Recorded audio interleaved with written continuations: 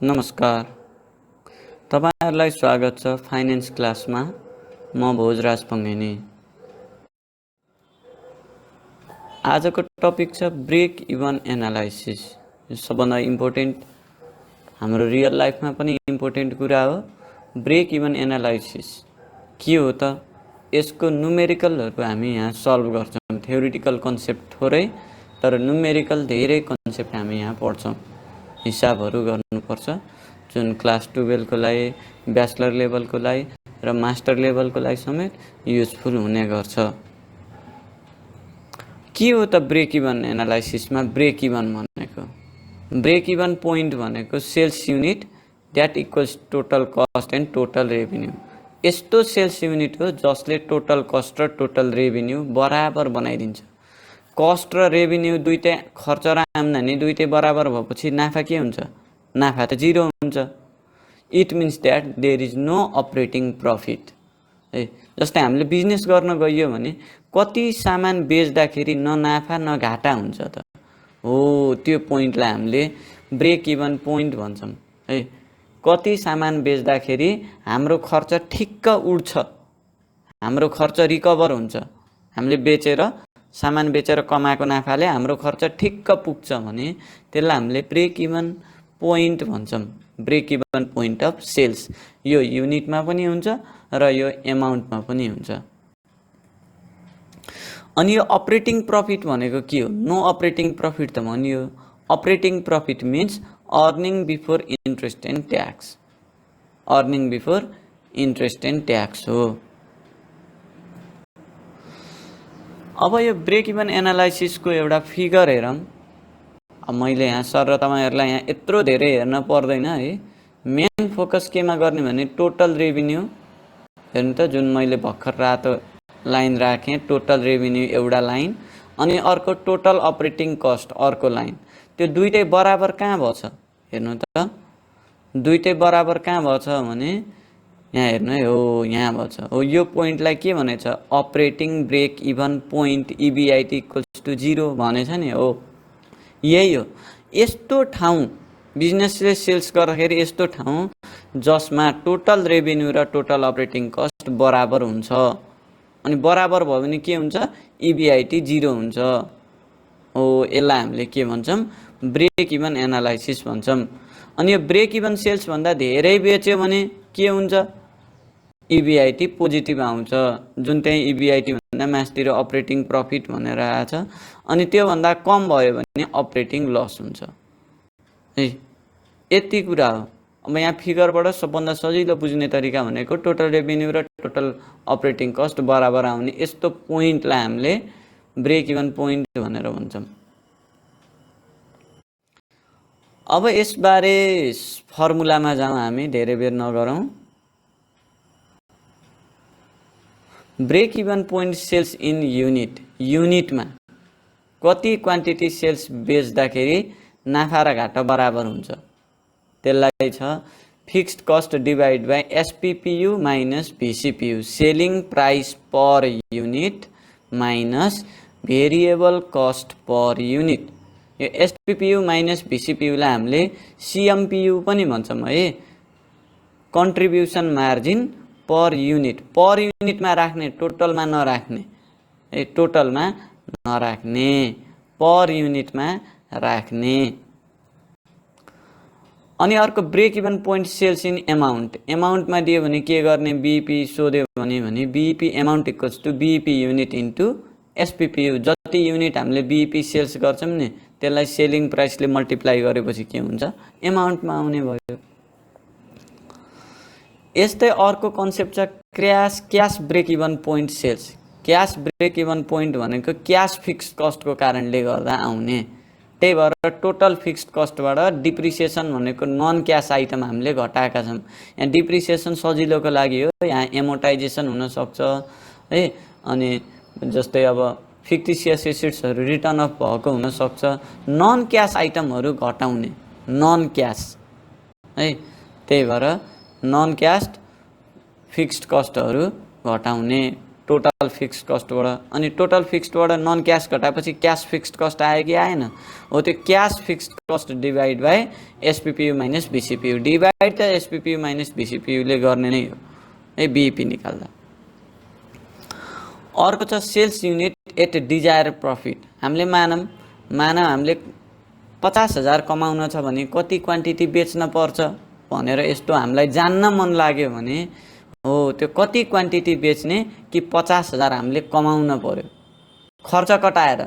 खर्च कटाएर मानौँ fixed cost 50,000 रुपियाँ रहेछ, त्यो कटाएर 50,000 रुपियाँ अझै एक्स्ट्रा नाफा कमाउन पर्यो भने यसको फर्मुला हो fixed cost plus desired profit divide by SPPU minus VCPU. अर्को छ sales unit at desired profit after tax. त्यो त 50,000 त बिफोर ट्याक्सको कन्सेप्ट आयो, ट्याक्सै थिएन। यदि ट्याक्स कटाएर 50,000 कमाउन पर्यो, मानौँ मैले मेरो बिजनेस रहेछ है, मेरो बिजनेसमा ट्याक्स कटाएर 50,000 कमाउन पर्यो भने आफ्टर ट्याक्स प्रफिट 50,000 कमाउन पर्यो भने कतिवटा सामान बेच्न पर्ने रहेछ भन्ने पत्ता लगाउने फर्मुला यो हो है fixed cost plus PAT profit after tax divide by 1 minus tax rate whole divide by SPPU minus VCPU. अब यसमा एसपिपियु भनेको सेलिङ प्राइस पर युनिट हो। कहिलेकाहीँ यो डाइरेक्ट दिएन भने टोटल सेल्स दिन्छ अनि नम्बर अफ युनिट दिन्छ, यसलाई डिभाइड गरेर निकाल्न पनि सकिन्छ। यो ठुलो कुरो भएन पर युनिट भनेपछि। अर्को भेरिएबल कस्ट पर युनिट हो, यसलाई total variable cost divide by number of unit पनि गर्न सकिन्छ। ल यति गरेपछि हाम्रो फर्मुला यति नै हो है। अब हामी न्युमेरिकलतिर जान्छौँ। सबभन्दा पहिला तपाईलाई numerical question 1, following are the information provided to you. Sales for 25,000 units equals to rupees 125,000। ल सेल्स युनिट दियो अनि टोटल सेल्स दियो। अब एसपिपियु निकाल्न सक्नु पर्यो नि हैन। 25,000 युनिटको लागि 1,25,000 मा बेचियो, हामीसँग 25,000 युनिट बेचियो अनि टोटल पैसा कति भयो 1,25,000 भने सेलिङ प्राइस पर युनिट कति भयो त पर युनिटमा भन्दा 1.25 डिभाइड बाई 25,000 यो पछि हामीले गरौँला है। अनि भेरिएबल कस्ट छ 75% अफ सेल्स, जति हाम्रो टोटल सेल्स छ त्यसको 75% भेरिएबल कस्ट रहेछ। अनि फिक्स्ड कस्ट 50,000 रुपियाँ रहेछ। Find the break even sales in volume. Volume भनेको क्वान्टिटीमा युनिटमा एन्ड इन एमाउन्ट, एमाउन्ट भनेको रुपिजमा डलरमा पैसामा। सोलुसनमा हामी जाउँ। सबभन्दा पहिला क्वेसनको सबभन्दा पहिला मैले तपाईहरुलाई रिक्वेस्ट गरेँ सबभन्दा पहिला गिवन लेख्नुस्। गिवन लेखेपछि क्वेसन हेर्नै पर्दैन, क्वेसन फाल्दी हुन्छ च्यातेर है। पहिला गिवन लेख्नुस्। गिवनमा सबभन्दा पहिला के दियो सेलिङ प्राइस पर युनिट निकाल्न मिल्ने इन्फर्मेसन दिएको छ। हेर्नुस् त selling price per unit equals to 125,000 divide by 25,000 गरेर ₹5 पर युनिट भन्ने इन्फर्मेसन पहिलो लाइनबाट दिएको। सिधै यो लेखिदिए भइहाल्यो नि, हामीलाई चाहिएकै यही हो। अर्को छ variable cost per unit 75% of sales भनेको अब पर युनिट हाल्यो भने पर युनिटमा आउँछ भिसिपियु, टोटल हाल्यो भने टोटलमा भेरिएबल कस्ट आउँछ। 75% अफ 5 गर्दा ₹3.75 भन्ने दियो। अब फिक्स्ड कस्ट डाइरेक्ट दिएको छ 50,000 रुपियाँ है, त्यही भएर यसलाई तनाव भएन डाइरेक्ट लेख्न सकिन्छ। भने अब हामीलाई के सोधेछ break even sales in unit, युनिटमा सोधेको छ भोल्युममा। भोल्युम भनेको युनिट। भने फर्मुला के हो याद गर्नुस्। फर्मुला चाहिँ मेमोराइज गर्नुस्। युनिट भन्यो भने अनि अर्को छ एमाउन्टमा, यो दुईटा सोधेको छ। अब युनिट भन्यो भने BEP units equals to fixed cost divide by SPPU minus VCPU. अब खोज्नुस् त गिवनमा, क्वेसन नहेर्नु है। अब पर्दैन क्वेसन हेर्न, क्वेसन किन हेर्ने गिवन लेखेपछि गिवनमा हेर्नुस्। गिवनमा फिक्स्ड कस्ट कति छ हेर्नुस्, एसपिपियु कति छ हेर्नुस्, बिसिपियु कति छ हेर्नुस्। फिक्स्ड कस्ट 50,000 रुपियाँ छ यसैको माथिपट्टि, अनि एसपिपियु 5 रुपियाँ तपाईले डिभाइड गरेर निकाल्नु भयो। अनि variable cost per unit 3.75 direct value राख्दिनुस्। अनि कति आउँछ हेर्नुस् 40,000 युनिट। यसको मतलब के हो? मतलब बुझ्नुस्। मतलब हामीले 40,000 युनिट बेचेनौं भने हामीलाई घाटा लाग्छ, 40,000 भन्दा बढी बेचियो भने नाफा हुन्छ, ठ्याक्कै 40,000 वटा बेचियो भने न नाफा हुन्छ न घाटा हुन्छ। हेर्नु है, यो 40,000 युनिट भनेको यस्तो युनिट हो जसले नाफा र घाटा बराबर के अरे सेल्स र कस्ट बराबर गराउँछ, नाफा घाटा केही पनि हुन्न, जिरो हुन्छ अपरेटिङ प्रफिट। तपाईले इन्कम स्टेटमेन्ट बनाउनु भयो भने जिरो हुन्छ। हामीले कति बेचेछौँ? 25,000 युनिटमा बेचेछौँ, हामी घाटामा छौँ है। हामीले नाफा कमाउन छ भने 40,000 युनिट भन्दा बढी बेच्न पर्छ। यसको मतलब यही हो, 40,000 मा न नाफा हुन्छ न घाटा हुन्छ। यो थियो पहिलो रिक्वायरमेन्ट। अनि अर्को रिक्वायरमेन्ट हेर्नुस् त, break even sales in amount. एमाउन्टमा निकाल्न पर्यो भने के गर्ने? BEP amount equals to BEP unit into SPPU. ल, यति गरेपछि हाम्रो एन्सर आउँछ। यो थियो बेसिक कन्सेप्ट। अब यो भन्दा अलिकति यति कम्प्लेक्सतिर हामी जान्छौँ। क्वेशन नम्बर 2 मा सबभन्दा पहिला क्वेशन पढेर गिभन लेख्नुस् है। BR Corporation has produced 6,000 kg of chocolates in a year. BR Corporation ले 6,000 kg चकलेट बनाउँछ अरे एक वर्षमा। 6,000 kg भनेपछि यो क्वान्टिटी दियो, युनिट दियो, केजी मा दियो। The selling price per KG of chocolate ₹8 1 kilo बेच्दाखेरि 500 रुपियाँ आउँछ। पर केजी दियो कि दिएन? सेलिङ प्राइस पर केजी भनेपछि पर युनिट हो कि हैन? डाइरेक्ट दियो, सेलिङ प्राइस पर युनिट भनेर दियो, एसपीपीयू भनेर दियो।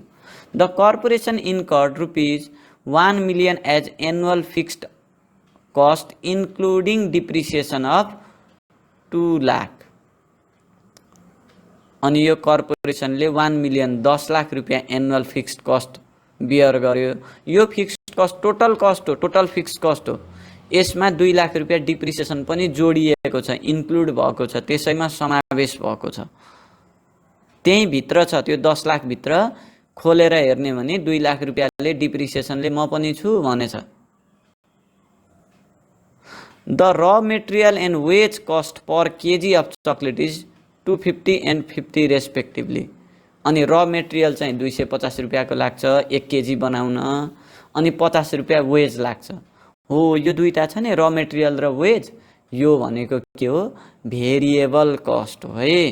कहिलेकाहीँ क्वेसनमा डाइरेक्ट भेरिएबल कस्ट नदिएर यसरी र मेटेरियल र वेज भनेर दिन सक्छ। यो दियो भने यो दुईटा के हो? भेरिएबल कस्ट हो। यो दुईटा जोड्नु पर्छ। भीसीपीयू हो, पर केजीमा दिएछ नि त, पर केजी भनेर दिएछ भने पर युनिट हो। यति हामीलाई इन्फर्मेसन दियो अनि हामीलाई सोध्यो के? हेर्नु है, सोधेको के?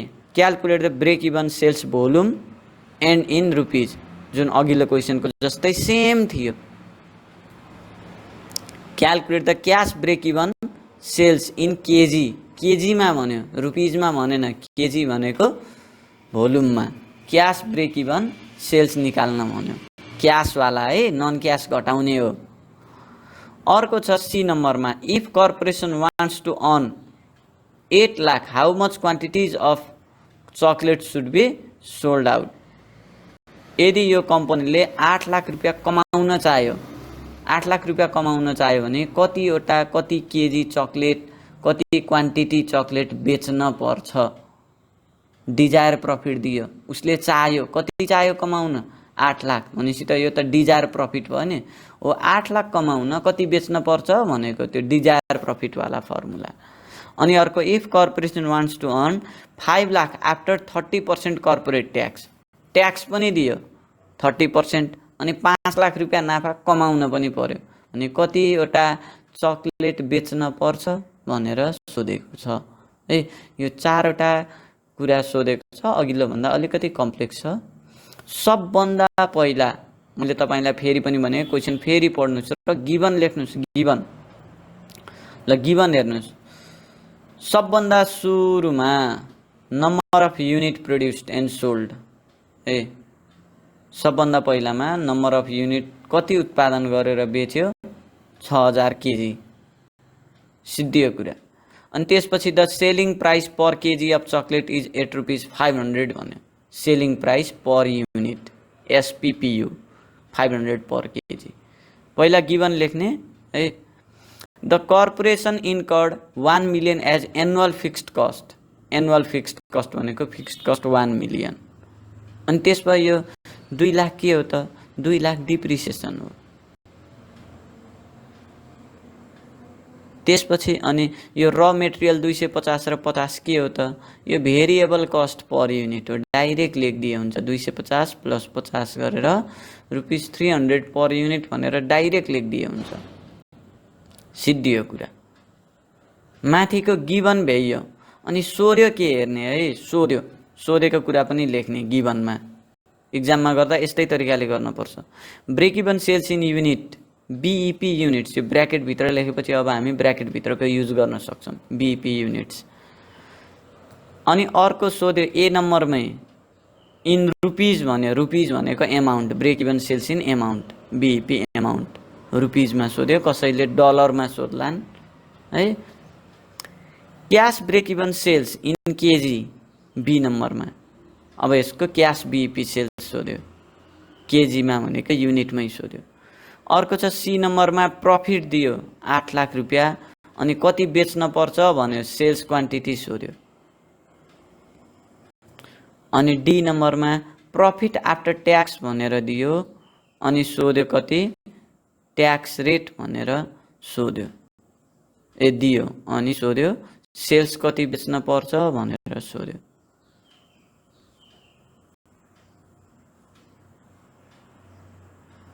यो हो हाम्रो गिभन। अब हामीलाई क्वेसन चाहिन्न है। अब मैले गिभन मात्र लेख्छु। अब मैले क्वेसन देखाउँ न तपाईहरुलाई। क्वेसन किन चाहियो? अब क्वेसन सबै गिभनमा आयो त। अब हामी सोलुसनतिर जान्छौँ। यो मैले यता गिभन सारे है, जस्ताको त्यस्तै सारे।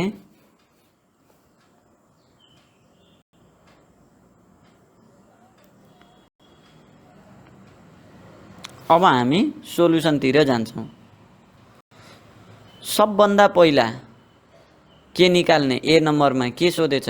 Brake even sales in unit. Formula लेख्नुस्, break even units equals to FC divide by SPPU minus VCPU. पहिला जानेकै फर्मुला हो। एफसी हेर्नुस् 1 मिलियन। सर यहाँ डिप्रिसिएसन घटाउने होइन? नाइ घटाउने नै होइन। यो टोटल ब्रेक इभन क्यास भन्यो भने मात्र डिप्रिसिएसन घटाउने, नत्र भने केही नगर्ने, जस्ताको त्यस्तै सार्ने है। यसमा केही गाह्रो छैन तपाईलाई। 5000 केजी, यसको मतलब के हो? 5000 केजी हामीले बेच्यौं भने है, 5000 केजी हामीले बेच्यौं भने के हुँदो रहेछ त? हाम्रो नाफा न घाटा बराबर हुँदो रहेछ। अर्को त बीईपी एमाउन्ट। एमाउन्ट निकाल्नको लागि BEP in units into SPPU value राख्नुस्। भर्खरै बीईपी युनिट्स निकाल्नु भयो, 5000 unit kg into 500 per kg. कति रुपियाँको बेच्न पर्छ भनेको? कतिको बेच्न पर्ने रहेछ? 25 लाख। 2.5 मिलियनको हामीले सामान रुपियाँको बेच्यौं भने हाम्रो न नाफा न घाटा हुँदो रहेछ। ए नम्बरको सिद्धि हो।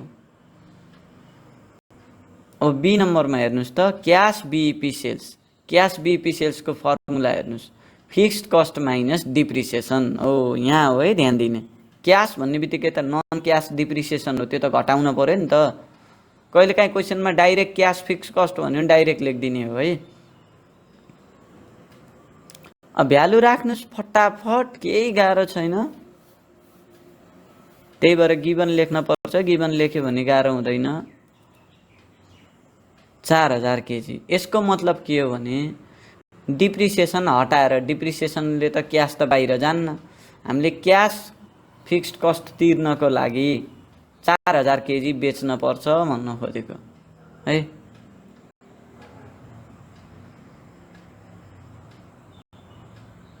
अब यसपछि ए बी आयो। अब सी नम्बरमा हेर्नुस् है। सी नम्बरमा के सोधेछ? प्रफिट दिएछ, सेल्स क्वान्टिटी सोधेछ। Desire sales unit for profit FC plus profit divide by SPPU minus VCPU. FC को भ्यालु हाल्नुस्। एफसी कति छ 1 मिलियन प्लस प्रफिट कति छ desire profit 8 lakh divide by 500 minus 300 हो। यो 8 लाख छ नि प्रफिट हो, यहाँबाट आएको है, कहाँबाट आएको भन्ने होइन, सिधै लेखेको। अनि अब हाम्रो कति आयो 90,000 केजी। यसको मतलब के हो, हामीले 8 लाख रुपियाँ कमाउन कति बेच्न पर्छ भनेको। 8 लाख रुपियाँ कमाउन छ भने 90,000 केजी बेच्न पर्छ चकलेट, नत्र 8 लाख रुपियाँ कमाइन्न। यो त हाम्रो रियल लाइफमा चाहिँदो रहेछ नि त। हामीले बिजनेस गऱ्यौँ भने त यस्तो यस्तो डिसिजन लिन त यसले त बहुत हेल्प गर्ने रहेछ। अर्को desire sales unit for profit after tax. मानम सरकारले 30% ट्याक्स लगायो तपाईको बिजनेसलाई भने ट्याक्स कटाएर नाफा कमाउन पर्यो 5 लाख भने कति बेच्न पर्छ। भ्यालु राख्नुस् है, भ्यालु केही गाह्रो छैन। D number fixed cost 1 million plus profit after tax गिभनमा हेर्नुस्। डी नम्बरमा हेर्नुस् त, डी नम्बरमा प्रफिट आफ्टर ट्याक्स कति छ 5 lakh divide by 1 minus T. T भनेको कति हुने भयो 0.3 30% भनेको। अनि यो सोल्युसन गर्नुस्, स्टेप वाइज गर्नु। म डाइरेक्ट गरेँ। डाइरेक्ट गर्दाखेरि 8500 केजी। यसको मतलब के हो भने हामीले 8500 केजी चकलेट उत्पादन गरेर बेच्यौं भने हामीले सरकारलाई 30% कर तिरेपछि पनि हाम्रो गोजीमा 5 लाख रुपियाँ नाफा आउँछ। यसको मतलब यही हो है, यसको मतलब यही हो। ल, तपाईहरुलाई धन्यवाद छ। केही डाउट केही समस्या भयो भने तपाईले कमेन्ट गर्न सक्नुहुन्छ। धन्यवाद।